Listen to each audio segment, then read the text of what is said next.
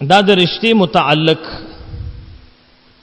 یو نارینه دی نوجوان دی د هغه رشته نه کیږي، یا یو مسلمانه بیبی ده مسلمانه خور ده د هغې رشته نه کیږي، او د څه وجې نه دا رشته پاتې وي، یا د دنیاوي غرض او لالچ د وجې نه پاتې وي، یا د چا د شیطانت د وجې نه پاتې وي، او یا غریبی او مسکینی پکې دیوال جوړ شوی وي.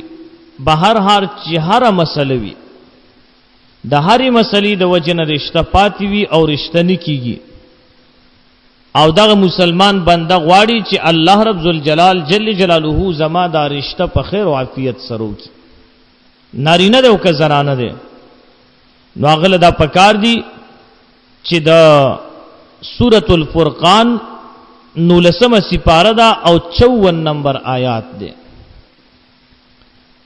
پارا نمبر 19 سورة الفرقان 54 نمبر آیات ده. وهو الذي خلق من الماء بشرا فجعله نسبا وصهرا وكان ربك قديرا.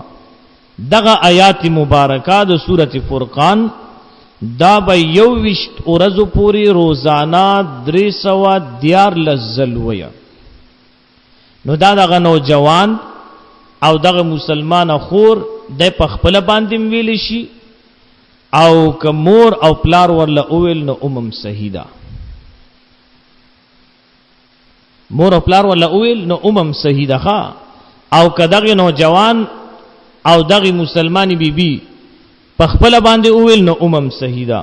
آیات درته یاد شو 19 سپاره کی سورۃ فرقان 54 نمبر آیات 21 ورځو پورې به وای، او پورا پوخ یقین سره دی وای ان شاء الله در رب په فضل باندې 21 ورځو کې دنه الله پاک به دغه مسله حل کړی وي.